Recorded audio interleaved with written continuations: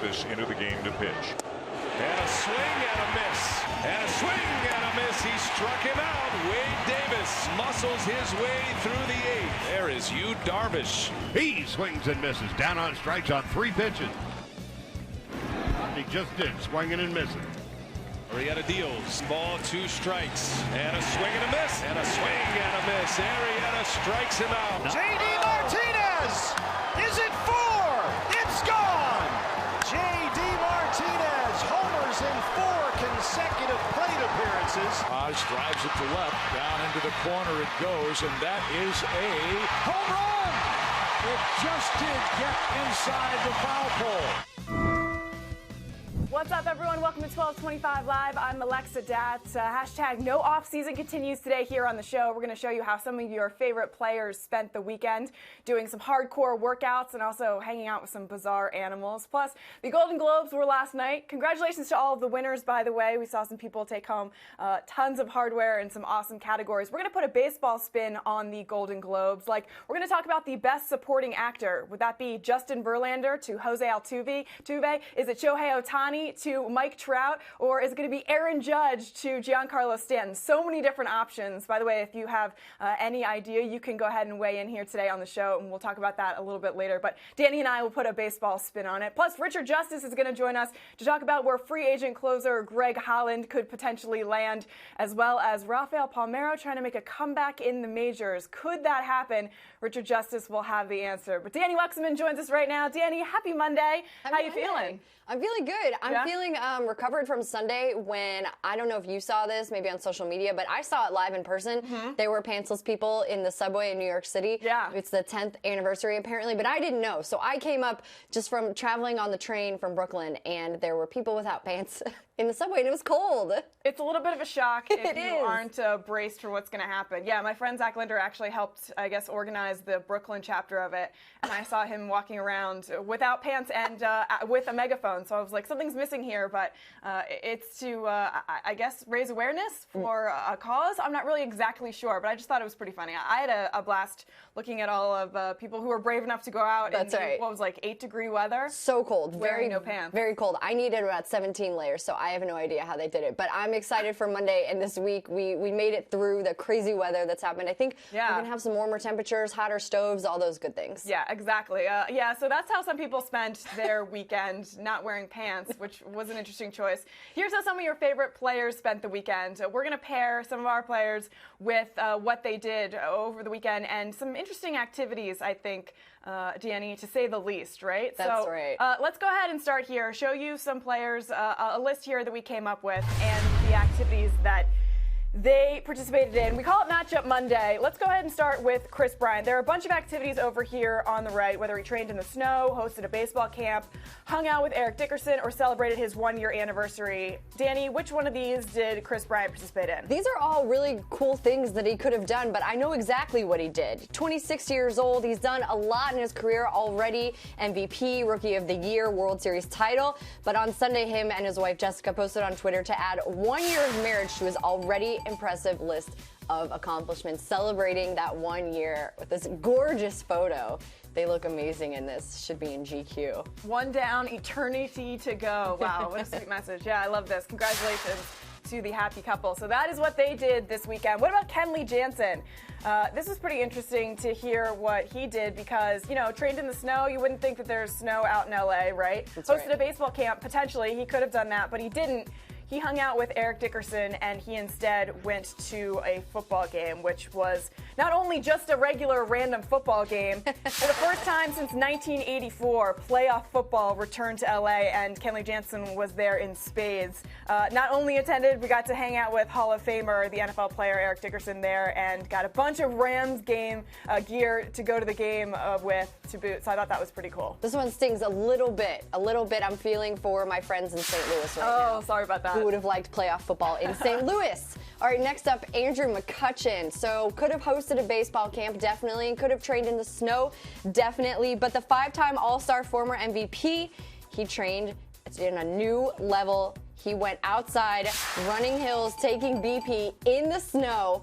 Check out that stance right there and that snowy goodness. Danny, how many times have you heard players say visualize success?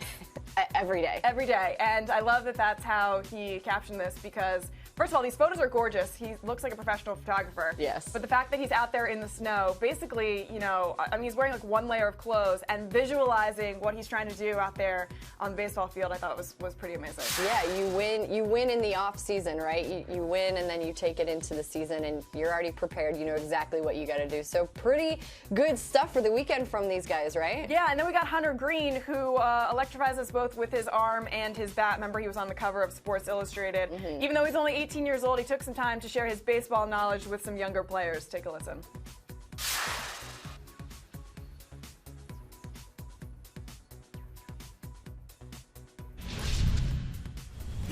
It's special to have all these people out here and to support my camp, have all the right coaches out here, and just have the support from all the families and the players that are out here to have a good time and just have a great time with us on the field, and then come out here and speak to them and let them know how it is and how to be a good person off the field. I think it starts here, and you know the turnout was great. We have 100 campers that are out here, and we have parents and coaches that are here to support the camp.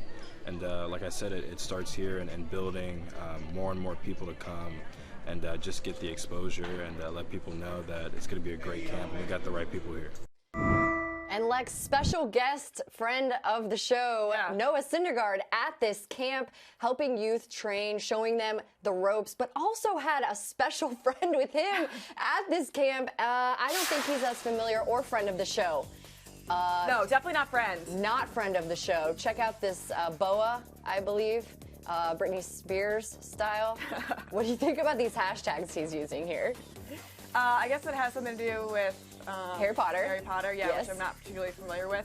Slytherin. I gotta say, snakes totally creep me out. I have to be 100% honest. This is freaky to me. Are you serious? Get the words out. Yeah, I don't like snakes. I don't like frogs. So you didn't watch the Britney Spears video, is really what you're telling me. I liked it for the Britney Spears aspect of it and the music, but not for the snakes. No. No. Slimy and slithery. Oh, he's gonna be it's crawling on me. It's disgusting. Better All wash his hands after he touched that snake. Well, I mean, their hands are always dirty. They're playing in the dirt. This is like totally normal, I feel like, for a baseball player. For him, for sure. Yeah, definitely. So staying with the Mets and Noah Syndergaard, they're going to have pretty good rotation this year, starting rotation. And that brings us to our question of the day. It is National Rotation Day, rotation of the earth, but we're going to give a baseball spin to it. And we want to know from you guys, which team has the best starting rotation in baseball heading into the season? If you're not on Facebook, head over now. Let us know. We're going to read those at the end of the show. There's a lot of different options, a lot of different ways you could go. Some teams bolstered their starting rotations, and some teams just said, hey, we know what we got is good, so we're going to fix it. Yeah, you can kiss up to me and say the Nationals. That's totally an option. I'm wearing my red today, so we can go that direction. Or any direction you want to go, yeah, let us know, and we'll check in. Danny, remember last week we talked about Jake Fromm? I remember. Jake from State From is how we're kind of titling his name. He's one of the most interesting characters to me because he's a two-way athlete, and two-way athletes to me, or two-sport athletes, have this unique ability to kind of like stay connected to the sport that they were, kind of so fond of when they grew up. So he played in the Little League World Series, Jake Fromm did, and he's the Georgia quarterback, right? And we've got Georgia-Alabama tonight in the national championship game. Right. So at least one big leaguer is going to be by his side because Josh Reddick decided he knows who he's going to be rooting for. He's from Georgia, and he talked a little bit about it on Intentional Talk, wearing a very interesting outfit. Is that what you sleep in every night until you take on Alabama? I actually just pulled this out of the closet for the first time in months. Was hoping to be able to go to the game and wear it, but I'll actually be on a flight to Hawaii and be able to enjoy it to Hawaii. So I'll be watching and supporting my dogs from Hawaii and celebrate a national championship there. But I'm decked out head to toe. I even got the shoes on for you. Be honest, were you more nervous watching the end of that game or participating in Game 7 of the World Series? Oh, man. Game 7 was a lot easier laid back than that one, I believe. But I felt like Game 5 and that Rose Bowl game were pretty close comparison. I'm just happy I wasn't on the field for the other one. Game 5 was just hectic to me, and to be able to watch that just in a living room or at a bar was, you don't even want to know the words described or the words I was yelling during the whole game. All All right, a couple things here. I'm happy he has his pants on. That was a plus from this video. Also, did you see the Nature Boy DVD behind him in the wrestling belt? Because he's always got that with him. I thought that was pretty cool. And just that outfit is incredible. I was blinded by the outfit, to be honest, so I didn't notice anything else. I was just staring at that pattern and trying to listen to what he was saying. Yeah. Just struggling a little bit. And really surprised he wore pants, to be honest. Didn't he know that it was the 10th annual Don't Wear Pants on the Subway Day? Where were you, Josh Reddick? Yeah, apparently he was too busy watching Georgia play in the Rose Bowl and being very nervous about it. More nervous than Game 7, which I thought was pretty interesting. That is very interesting. Yeah, we'll have to see how that plays out tonight. All right, Danny, we'll check in a little bit talking about awesome rotations. Best rotations on earth. That's right. Sounds good. Sounds good. All right, time for us to welcome in Richard Justice right now to the show. And Richard, I was going through your Twitter account last night, and you and I were on the same page. We were watching the Golden Globes last night, and you and I were just so captivated by what Oprah said. One of the most powerful and inspiring speeches I've heard in a long time. I just wanted to get your reaction to it because you and I were kind of both emotionally going through it and tweeting about it at the same time. Well, it wasn't just her. It was Nicole Kidman. It was the fact that you saw all those people, all those women and men wearing black and with the little Time's Up logo. It was an evening devoted to women. And I just thought, Oprah's one of those people that, and what are we talking about when we're talking about a president of the United States? That's a person that can motivate people to get out to vote and to be optimistic about the country. And I just thought she struck the perfect tone, and I've seen her accept awards before when she's gotten emotional. She shed tears, and not this time. She was a strong, powerful, articulate voice. And within 10 seconds of her beginning to speak, you think, hey, Oprah in 2020. And I saw it just took off across social media. And I thought it was a great night. Seth Meyers is fabulous. He is just fabulous. And he struck right in the tone, are you going to confront this thing or are you going to hide from it? And from the first 5 seconds, he confronted it. And I thought it was a great night, and on many different levels. But Oprah is one of those people that you just feel blessed whenever you're around her. She makes you feel good. And what she said needed to be said. Yeah, absolutely. And I think it was a great moment also for young women and young men everywhere watching the next generation to be able to hear those words. So I thought that was pretty powerful. We're going to take a little bit of a baseball spin on the Golden Globes later here on the show. But let's take a baseball spin with you, Richard, right now and talk about the trade over the weekend. Padres send their second baseman, Yangervis Solarte, to the Blue Jays for a pair of prospects. How do you make up what this means for each team in this deal? I think it's just another bat for the Blue for the Indians. I think does he fill Carlos Santana's role? No, he doesn't do that. Switch hitter, power, all of that stuff. But I think you can look at the Indians now and say, okay, we're ready to go to spring training. We have a great rotation. We have even with Brian Shaw leaving, we have a very good bullpen. We can go play now. And that's the way I make of it. From a San Diego standpoint, I think it's to be determined. One of the things A.J. Preller has done since he got in baseball, since he was an assistant with the Rangers, he knows how to accumulate young talent, to go find young talent. And that's what this trade does for him. I think what the question we would have now is, okay, are you going to go out and sign Eric Hosmer? Are you going to go out and go get somebody that would fast forward the process of rebuilding the Padres? But the Indians are really good. As we sit here today, who are the best teams in the American League? Yankees, Astros, and Indians. And who were the three best teams in the American League last year? Yankees, Astros, Indians.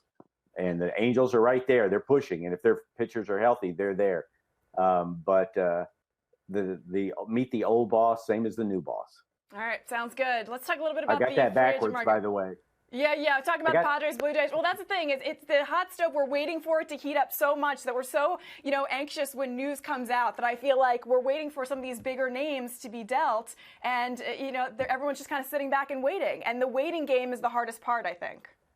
Yeah. And look, let's be clear about what's happening with the free agent market. The game has changed, and we talk about all the time, hitters are taught to get the ball in the air, that pitchers are taught throw your best pitch, all of those things that analytics have brought into the game. But it's beyond that. It goes off the field too. And so in simple in simple terms, the free agents that are still out there, they're still out there because, and they're all still out there basically, is that the teams are not comfortable with the prices. The other thing is teams are not driven by emotion now.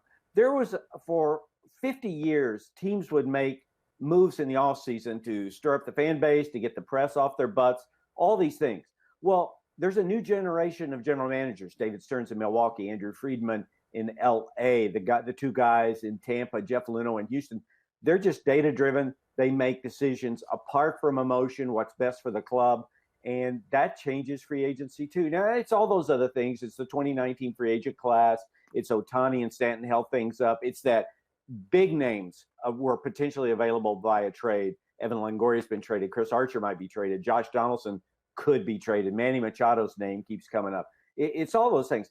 But when the prices start to come down, and they're going to start coming down rapidly, all those guys are going to fly off the shelf. You know, this is and I hope nobody takes, this is no disrespect to J.D. Martinez and Eric Hosmer, Jake Arrieta, and Yu Darvish. Any team would love to have any of those guys, but they have to get comfortable with the finances of it. And when you go through and look at maybe the top 25 contracts in baseball history, you ask yourself, how many of those were done on logic and how many were done just to do something, to send a message that we're doing something? And there's nothing wrong with that. You know, when the Angels signed Albert Pujols, they knew that the last years of the contract might be somewhat burdensome, but it changed the narrative. We're all in. We're serious about this thing. And that's a legitimate reason too, but it's changed. Certain general managers are not moved by that. And you know, when you look at the Yankees, Astros, Indians, Angels,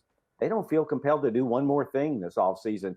So it makes for an interesting dynamic. All right, Richard, let's talk a little bit about this free agent market as it stands right now. Wade Davis found a home. So all-star closer Greg Holland, you're up. Nationals, Cubs, Astros, all showing interest. Where do you think the best landing spot for him is? Cardinals.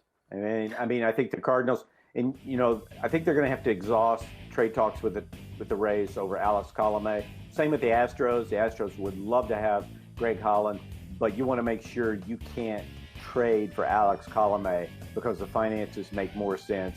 You know, I just thought Greg Holland, this is how much I know about it. I thought Wade Davis was going to sign with the Cardinals. I thought it was a slam dunk, and that Greg Holland would re-sign with the Rockies. So you never know, but that's the way I see him now. You know, and also they'll say this: Addison Reed's still out there.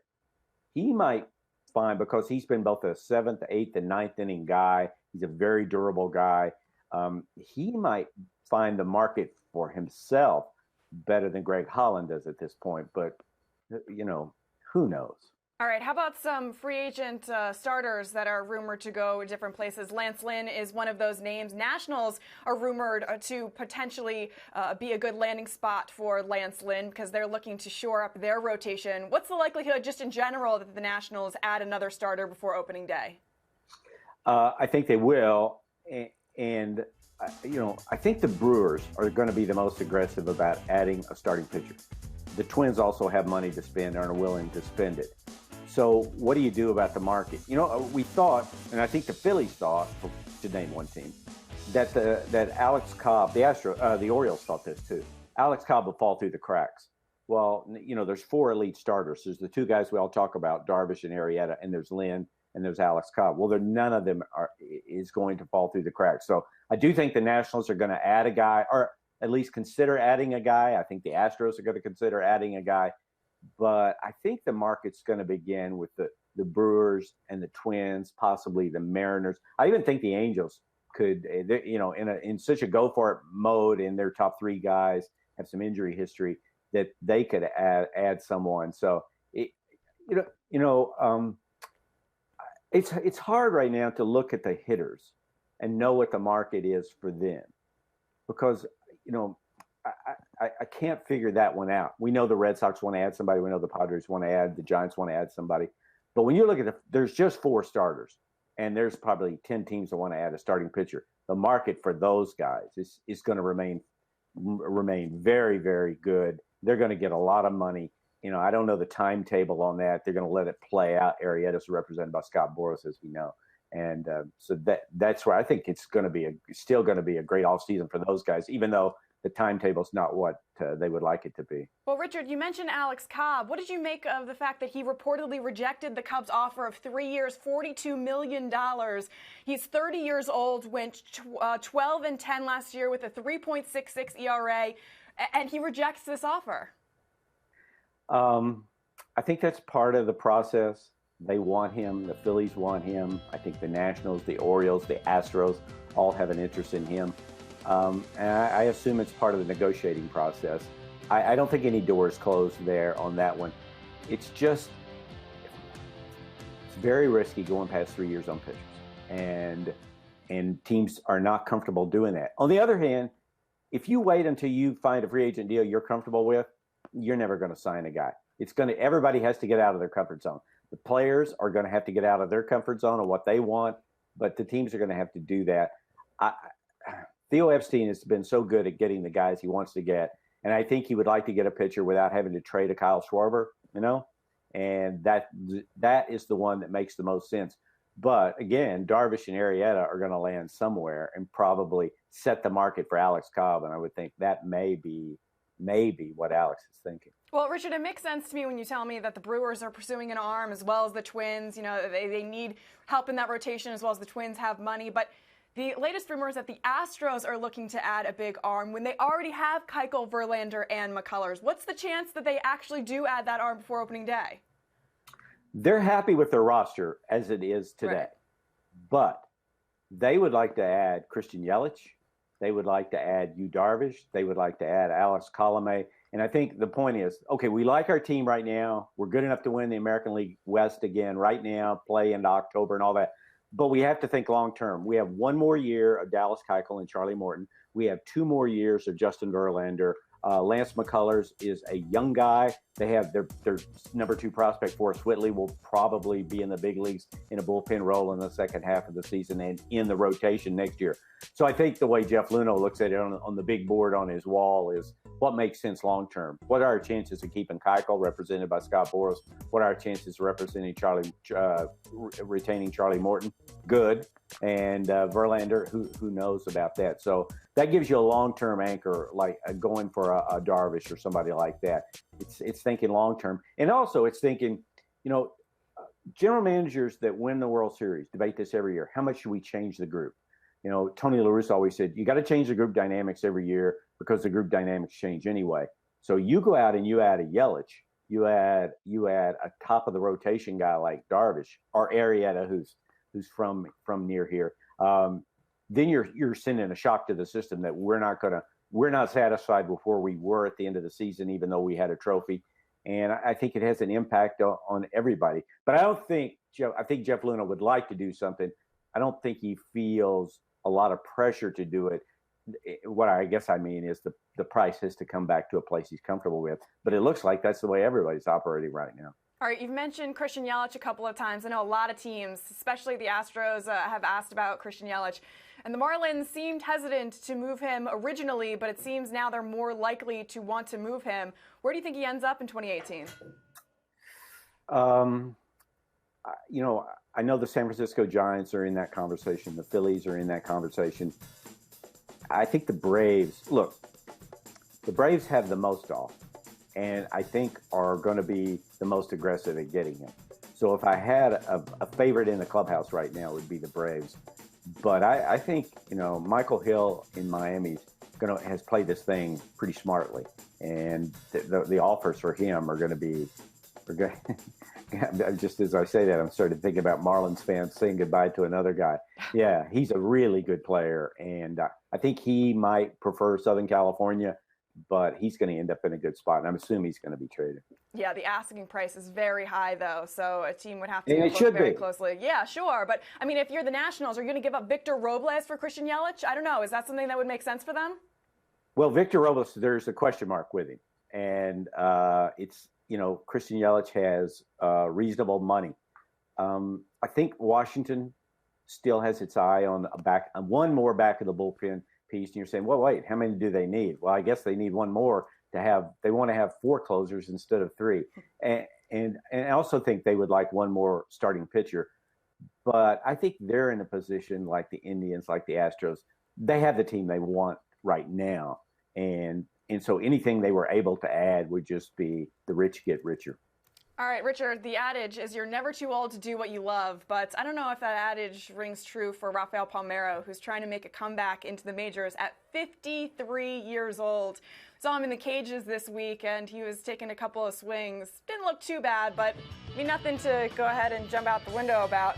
Last played in the majors, as we know, in 2005, four-time All-Star. He's got 569 career homers, over 3,000 hits. What are the chances he makes a comeback? Are you buying into this or no? I'm rooting for him because he's one of the sweetest swings I've ever seen, and a real perfectionist with his swing and with his conditioning and all that. I know the rumors about steroids and all of that, but he was a terrific guy to have on your club. I actually covered him in Baltimore, and I'm rooting for him. You know, hey, if Tom Brady can play till he's 53. Why can't Rafael Palmeiro? You know, the odds are this is not going to work out. I was with Jim Palmer when he tried to make a comeback at some age, you know, and the body tells you when to go. But I think it's interesting. It's going to be a great story to watch, and root like heck for the guy because I like him. Yeah, it's so funny because I'm just watching these highlights right now. I grew up an Orioles fan, and I just remember him and that sweet swing, and it was so fun to watch there at Camden Yards. I couldn't imagine what Orioles fans would react like if he stepped back onto the field. I mean, just for kind of the pomp and circumstance of it, it would be pretty cool, and, you know, the nostalgia. So, I don't know, all of that I think would at least make it worth it for him. You know, listen, if Tim Tebow can play in the majors, I think Rafael Palmeiro deserves a chance. Yeah, and what I think about is walking into a clubhouse, whoever he's with this spring, if he gets to that point, walk in and just walk up to him and go, seriously? And but I hope, like with Bronson Arroyo this spring, I hope he knows that everybody in the game is rooting for him because it'd be a cool thing to watch. You know, it would be fun. Yeah, absolutely. Yeah, so I'm rooting for it too. We'll keep that story abreast here of everyone here on the show. Danny, you got something you wanted to ask Richard, talk to Richard about? I do. We have a fan question for you, Richard. Okay, are you great. ready? I'm ready. Hey, am I the first guest of the new year? Because Footer and I had a bet. She didn't get on before me, did she? Just tell me she wasn't on the show before me. Because we got a bet. We had Footer on before you. Sorry, Richard. Will you still answer the question? Hey, listen, I've been listening to your podcast every morning, and I love it. I think it's fantastic. Oh, okay. Well, okay, give me the question. It's a good trade. All right. Vance on Facebook wants to know, are the Cardinals interested? How close could they be to getting Josh Donaldson? Well, I think they're going to keep talking. And what they've been told by the Blue Jays is we're not going to trade him. And I think, you know, in both Baltimore and Toronto, the thing is, where are we as a franchise? Can we keep the band together? Do we have a chance to make another run? The pitching in Toronto is so good that you'd say, okay, we've got a chance. But you've got to add 2 more corner outfielders, and the price for that is pretty expensive. So do I think they're going to trade him? I don't think the Cardinals are going to get him. I think Todd Frazier probably is a better fit in St. Louis. And I also think the Cardinals like their team as it is now. They do want more home runs. They do more offense. But if they could just stay healthy with this group that they have right now, they would have a chance to compete. But, you know, in that division, the Brewers are really good. The Cubs are really good. So who knows? If I had a bet, I would bet that he's not going to do it. But I know him, and I know how much he would love St. Louis, as competitive as he is, and I know how much Cardinals fans would love the way the guy, the aggressiveness and everything the guy brings to the park every day. That would be fun to watch. Yeah, absolutely. Richard, sorry you weren't one of our first guests, but definitely one of our favorites. That's for sure. Thanks for having me. Thanks, Richard. Appreciate it. Talk soon. All right, Danny, time for us to talk about one of the most iconic moments from the 2017 season. Okay. You remember this like you remember yesterday because we talk about it a lot, and it's hard to forget. Nolan Arenado, the walk-off home run to not only win the game, but also to complete his first career cycle. This was so incredible. Not only the walk-off, but also when he's rounding the bases and then jumps in to celebrate with all of his teammates, coming out all bloody. It's pouring down his face. It's all over his jersey. Literally something that should be on a T-shirt. It should be, on a flag, something that we should remember forever for this team. And Lex, we talked about that. We said we need to get this on a T-shirt, but I'll do you one better. Former teammate Brandon Barnes one-upped us with these incredible original artworks of Arenado. And you can see Arenado and Barnes together here. Oh my gosh. How amazing are these photos? I'm blown away. I would love one of these. I would hang it in my room. Well, it's so funny. I have a lot of graffiti art in my apartment. That's something that I've always been into. Yeah. And so that kind of would go along with some of the stuff that I have. But it's awesome. And the fact that he did it in different colors. I wonder if those are for sale or, what they're going to do with those. I was trying to find his website earlier. So Brandon Barnes, I know you're listening, and Rockies, I know you're also watching and listening. So let us know where we can at least help get those sold or buy them ourselves. Yeah, absolutely. We passed the link on to some Rockies fans that we know as well. Yeah. All right. We also saw the creative side of another major league player this weekend. Matt Caesar decided to post this on his Twitter page. It's an original painting for Christian Louboutins. I'm using the word blown away, but where are all these artistic, geniuses coming from? Yeah, I don't know. Kind of coming out of the woodwork here in the off-season. I guess it's their off-season hobby, along with working out, because really there is no off-season, right? But right, man. But he has a website. You can go and buy that artwork from Matt Caesar. And you saw his Gmail. You can email him. You can go to his website, buy his artwork. That's pretty cool. That's incredible. Yeah. And it's interesting that that's what he chose to paint, because I don't know if that would be the first thing that would come to my mind, but he obviously thought about it, and it came out really successful. So good to see. Absolutely. All right. We talked about the Golden Globes last night. We're going to take a little baseball spin on these Golden Globes. They were held at Beverly Hilton last night. It was all the pomp and circumstance, and it was definitely a night for women, which was really cool to see. All the women wore black, and it was a Time's Up type of movement, which we really, admired, especially we were talking about with Richard Oprah's speech. But we're going to take a little bit of a baseball spin on it in some of these categories, Dani, right? That's right. So you and I decided to pick a team that would have swept in our baseball version of the Golden Globes. Yeah. And Lex, you're going to go first on these. Yeah, okay. So here are the categories. The categories are Best Supporting Actor, Best Actor, and Best Off-Season Drama. And it has to do with just the off-season, so who we feel like won all three of those awards. I think this is a no-brainer. I think it's a team that's already won the off-season. This is the New York Yankees, people. Like, come on. There's no doubt about it in my mind. This is a team where last off-season, we were coming off a year where Gary Sanchez hit 20 home runs in 53 games, and a lot of people were excited to watch these baby bombers come of age right before our eyes. They did that and so much more. Aaron Judge, come on, Best Supporting Actor, hands down. It's Aaron Judge. He hit 52 bombs in the regular season on his way to breaking and winning records, AL Rookie of the Year, and then the Yankees make it as far as one win away from a World Series appearance. Best Director goes to Brian Cashman. He decides that with a full season of a healthy Aaron Hicks and Greg Bird in 2018, plus a dominant Luis Severino and company in the rotation with the stellar bullpen to back them all up, he's going to add to that drama and do what no one saw coming. He's going to put Giancarlo Stanton in that lineup too. Now, the team with the most home runs in the majors adds the NL MVP, 59 homers to that strong lineup, plus a guy that works out like none other. The best drama so far of the offseason was the acquisition of Giancarlo Stanton by the Yankees, for the Yankees, and what is going to be an amazing season produced by some of the most incredible young talent we've seen in the game.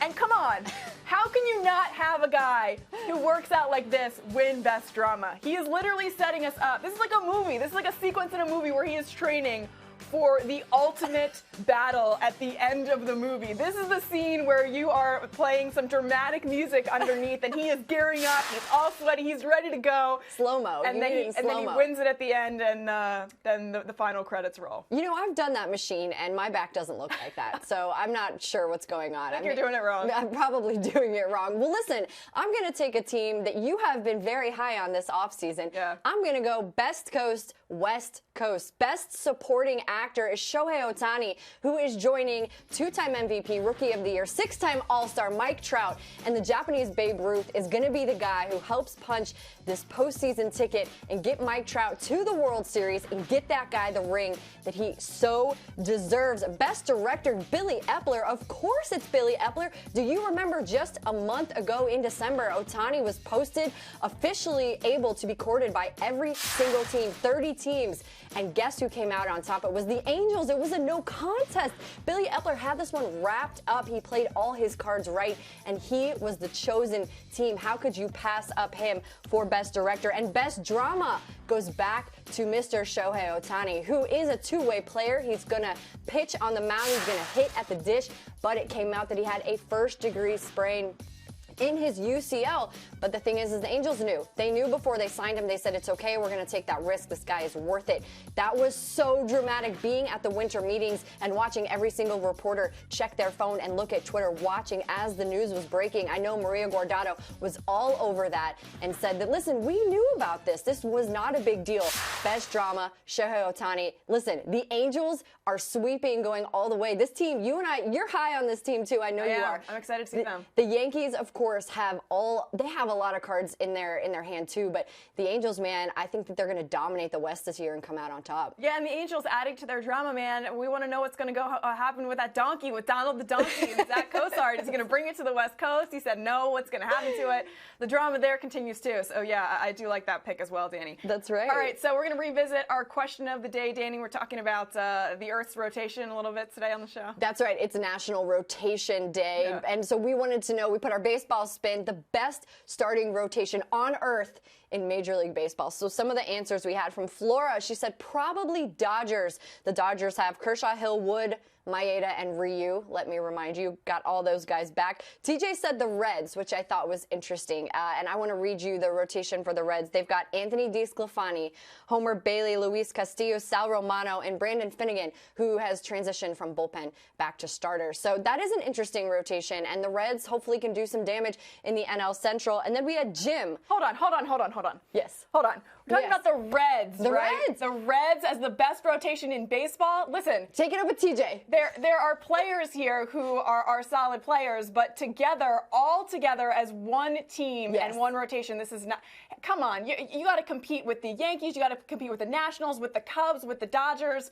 I'm sorry, this cannot be the best rotation in baseball. I just got to call you out, my man. You know what I'm thinking? That's how I feel. You know what I'm thinking? Let's say the other teams in the NL Central, we know the Pirates may not be their best selves this season. Let's say the Pirates are down, the Cardinals don't quite have their rotation in tip-top shape. The Brewers are going to be good and the Cubs are going to be good. So I'm just playing this scenario out. Let's say the Reds rotation is solid. Let's say 3 out of 5 of those guys get their wins every single week. Well, that's going to make a pretty big difference in their consistency. They may be underrated. You never know. TJ may be onto something, Lex. Yeah, I don't know. If you go ahead and take a look at the numbers from that rotation last year, they would have to make such a huge leap in order to close the gap in the division. I don't think that they could then make it happen. But listen, crazier things have happened, so I'll leave it up to the players to make that decision. All right, I think you're going to like Jim's answer. He said Cleveland, and their rotation is intact. We've got Klubach, Carrasco, Bauer, Clevenger, and Salazar, and those guys know how to win. They've been there, done that. They're coming on their 3rd season pulling this together. And don't forget Andrew Miller, who's just a rock star and can pitch anywhere he wants. Yeah, it's incredible. And you would think that all of those guys' arms are super taxed. If you go and look at their innings pitched, they do not have people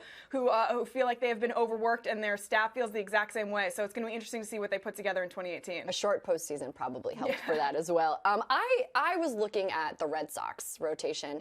Not only do they have Price and Sale, which are the 2 best names next to each other in a starting rotation, they've got Rick Porcello, Drew Pomerantz, and Stephen Wright. So if they can get their puzzle put together correctly, I think they'll definitely be a force to reckon with the Yankees and the Mariners too. I'm rooting for James Paxton and Felix Hernandez to be a 1-2 punch up there in Seattle. So we'll have to wait and see. What about you? What do you got, Lex? The Nationals. Come on, really? Are we're gonna debate anything else than Max Scherzer, Gio Gonzalez, Steven Strasburg, Tanner Roark, and then potentially they go and add a 5th guy. But as it sits right now, the best rotation in baseball, hands down. It's not even close. All right, there you go. So listen, along the theme of National Days, I saw this and I had to share it. So it's also National Clean Off Your Desk Day. Yeah. So the Phillies are having some fun. They found this glove and they said retweet for a chance to win. And I was a little confused. So apparently a glove got separated from its mate, and that one still works. You can use it for your phone when it's cold out. But listen, guys, it's just one glove. You only win the one glove, just the one glove, not two. You don't win something extra. They're literally giving away one glove. So if you really want it, go onto Twitter, find the Phillies, retweet. You can win the one, and I believe that's a left-handed glove. That's right. So if you're a right-handed person, that doesn't really help you. Well, you can get it and give it to your left-handed friend. Maybe I would give it to you. Yeah, thank you. It depends on the day. You only know one-handed person. I know lots of left-handed people. Well, I'm the best. Maybe I'd give it to Clayton Kershaw. No, you don't know him that well. All right, well, fine, that's true. All right, our final story here, by the way, ties into the Phillies. Maybe Carlos Santana would sign that glove and then make it more valuable so you'd want to keep it instead of giving it away. But Carlos Santana made some waves by signing with the Phillies, obviously, this offseason, and he's already putting in work. Look at him pushing this car uphill. What is even going on here? This car goes backwards. Is it in reverse? No, it's in neutral, and he is literally shoving it as hard as he can up of this hill. He's pushing a really nice car, by the way. Little Mercedes there. He did not get this off the scrap heap, that's for sure. Jeez, I don't think you're supposed to do that with cars, but everyone knows that when you've got a pushing drill, you've got to have a pulling drill, and this guy is a family man.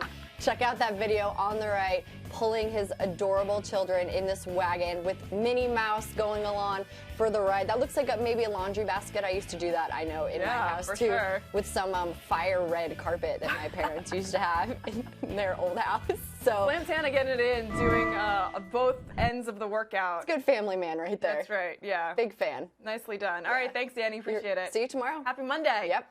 Thank you so much for joining us, everyone who was watching us today on MLB.com here, Facebook Live, and Sports on Earth. Really appreciate you joining us. We're going to do it all again tomorrow, so make sure you're there as well, Danny and I. And big thanks again to Richard Justice for joining us today. Always love to see Richard's face. So hopefully we see all of your faces tomorrow right here on the show. Same time, same place, 12:25 live. See you then, everyone.